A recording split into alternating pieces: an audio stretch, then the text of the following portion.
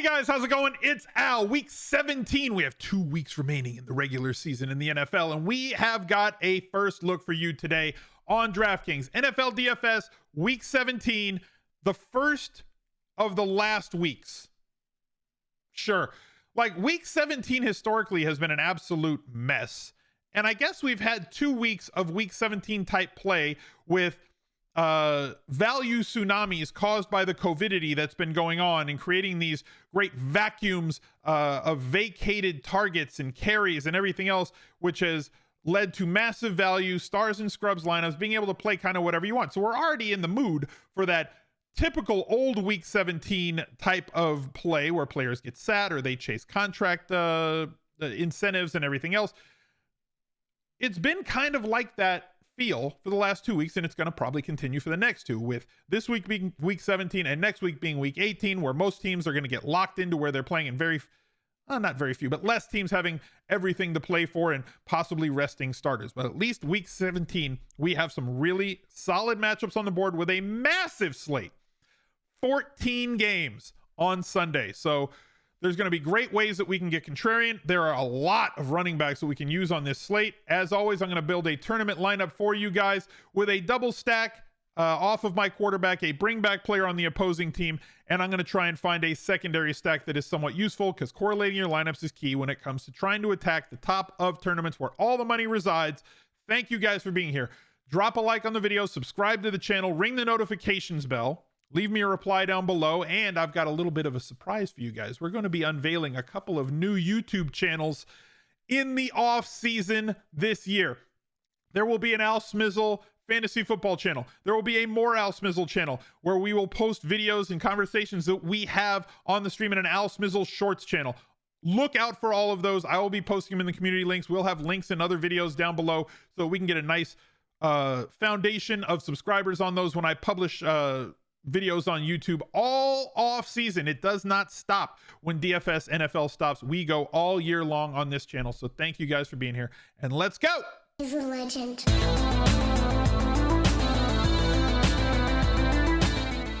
The Smiz Gang Listener League continues in Week 17. Smizzle.tv/league will take you there. I know that you guys are mostly returning viewers, so you probably already have that link bookmarked. That link again is smizzle.tv/league. That's smizzle.tv/league. I do the work for you. I change the redirect to take you to the league every single week. 3,250 runners, $10, 5 max, because we're near the end of the season. There are less players on the site, so they're trying to do everything that we can to fill this one. Make sure that we fill it. If we fill it this week and next, we'll probably still have it during the playoff week. So let's keep the fun going. Let's keep the party going. Make sure that you jump into that league. It's very easy to find. Smizzle.tv/league. Looking at this slate, there's a lot of blowout potential. There's a few teams that have really high team totals. The 49ers are at 28.5. The Cowboys 28.5. The Seahawks 24.5. It's kind of a little bit lower. The Chiefs 27.5. The Patriots 28.5. The Jets, the Buccaneers playing the Jets 29.5. A lot of routes that we can go. I want a double stack in this spot. A lot of games to choose from, and a big afternoon slate. Well, 1, 2, 3, 4, 5 games on the afternoon slate. And this one's going to be somewhat popular. This one's going to be very, very popular.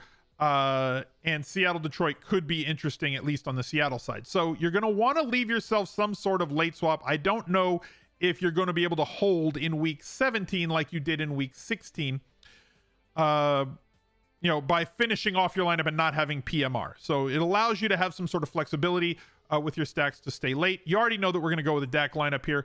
But Josh Allen, 30-plus point possibility every single week, squaring off against Atlanta in this one. You know where you can stack him. You know where you can double stack him. I believe that the Bills are going to be without Beasley for this week because of the 10-day stay on unvaccinated players, which opens up Isaiah McKenzie again for us as part of that stack. Knox, Diggs, also very talented players for fantasy, and Emmanuel Sanders stays cheap. Patrick Mahomes doubles are always going to be in vogue, but they are quite expensive. Tom Brady doubles. Look, it's very easy to go with Ronald Jones once again this week. But if you want to get off of Brady stacks, you go to Ronald Jones. If you want to get off of Ronald Jones and leverage all the people are going to be on him, you go to a Brady double and look for a bring back on the Jets. And I think that there are possibilities for bringbacks on the Jets. Kyler Murray against Dallas in a push and pull situation. We know all about how good Stafford's been all year long for fantasy. Again, a guy who can have that 25 to 35 point fantasy day. Not as high a ceiling on a consistent basis as somebody like Josh Allen, who adds, ability with his legs, or Jalen Hurts, who until last week had added a ton with his legs all season long. So 30-point possibility there. If you believe that any quarterback is in play for you, I'm fine with that. Just make sure that if you think that they're viable for tournaments, this is a question that I get. Is such and such, fill in quarterback name here, are they viable for tournaments this week?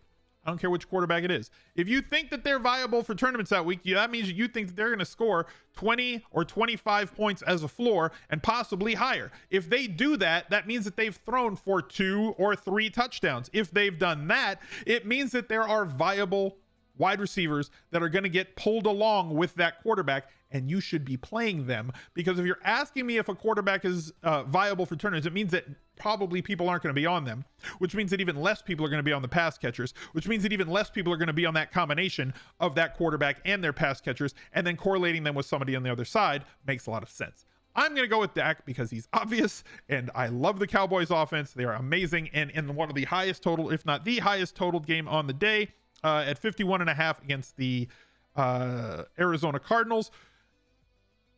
So that leads me to needing players from this game, right? As I said, I've got a double stack. I've got to bring this back.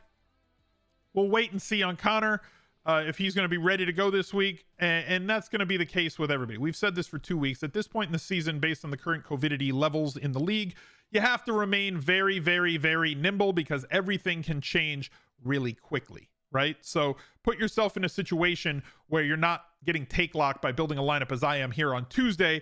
Some of these lineups end up being viable by the weekend, right? Like our first look lineup last week that had Joe Burrow and double stacks performed very well, but it also had Brandon Cooks, who ended up being out for the weekend, and it had J-Rob, who got injured. What are you going to do? You can't predict injuries. So looking at the pass catchers in this game,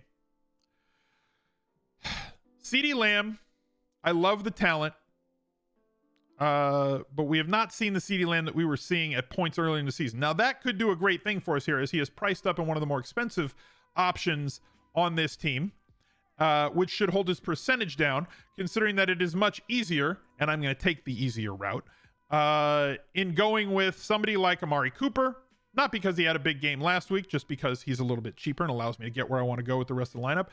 Typically speaking, if I have across my 150 lineups, I'll probably end up having like 10 or 15% Dak Prescott, which means I'm going to cycle through some of these different combinations. But I think that tight end is a differentiating position. We've mentioned that before, where most tight ends end up having under 10 fantasy points on a weekend. And Dalton Schultz at 5 points has had 2 straight games with 9, 8 targets, 8 catches in both, and a touchdown in both. Now, the touchdowns are highly variant, but considering that volume is where it is, and that it's impossible to take everything away from this Dallas defense, I think both tight ends are viable in this game.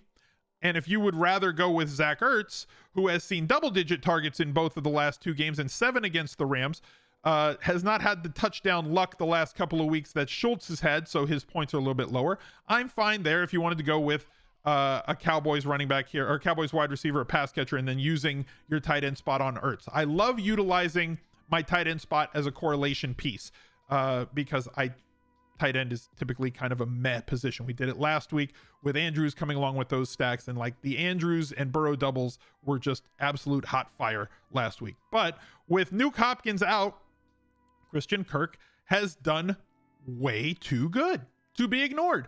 21 targets the last 2 weeks, still sub 6K, and on DraftKings with full PPR and bonuses, Christian Kirk's downfield ability, he has, in my opinion, more explosiveness. I know that it's going to shock you for me to hear that Christian Kirk is more explosive than Zach Ertz, but here we are. And considering that they're like 600 apart, I think that I can get Schultz, who gives me that high target floor and high upside, as does Ertz, but also have a lot of explosiveness at 5,800 on the outside with snaps and targets for like 1,300 less than CeeDee Lamb gets me. Now, if you wanted to go for value with Michael Gallup, fine, but like he's not getting this usage that he got in weeks 12 through 14 when Amari Cooper was out. He's kind of settling in as the fourth option in the passing game, though he has big time downfield ability and can take the roof off at any time. And at 4,800, very tournament viable.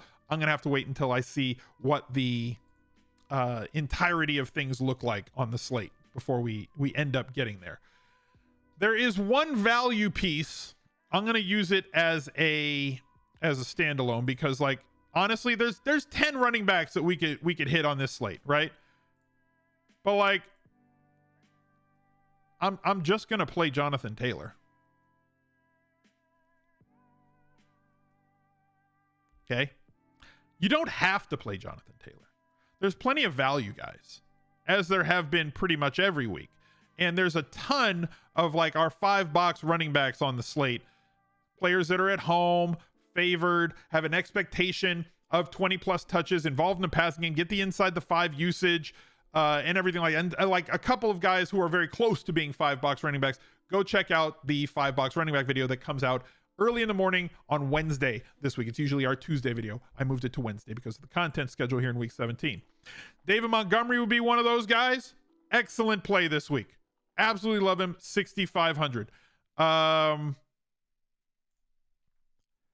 Damian Harris against Jacksonville, coming off of 2 straight 20-plus point games. Not going to get involved in the passing game at all. So there's a big difference between his floor and his ceiling. Needs touchdowns to really smash on DraftKings, but he's in that bucket as well. Ronald Jones, not a 5-box running back. And yeah, there's some red flags here, but I think that this offense is just too good. B, the Jets are so bad at defending running backs. Like, we just stream running backs against the Jets, and I'm not going to stop now. And even though Ronald Jones only played like 55% of the snaps last week in this week 16 game against Carolina, got bailed out by a late touchdown there. We're not expecting 5, 6, 7, 10 targets like we were from Leonard Fournette. Keyshawn Vaughn played 35% of the snaps at running back last week, but if he plays 55 to 65% of the snaps and gets the inside the 5 carries for this Tampa Bay offense that projects to score 4+ touchdowns, and it's how inefficient the Jets have been at stopping running backs, like, I can just go with Ronald Jones there. And there's plenty of other plays at running back as well. Rashad Penny, Austin Eckler, Eli Mitchell, Devin Singletary's in a great spot here as well. There's a lot of running backs this week because it's a massive slate, so you can go wherever you want it to go on that. But I want to have a bring back play here, and I need some value because you can see I got like 3,500 left. Let's just find like a defense. Fine, whatever. Bears against whoever the hell they're dragging off the street to play quarterback for the Giants. I need 2 wide receivers, and I got to find value at 3,700, and I still need a secondary stack. So, like, with everything that's out for the New York Jets, like, Braxton Berrios is 3,700.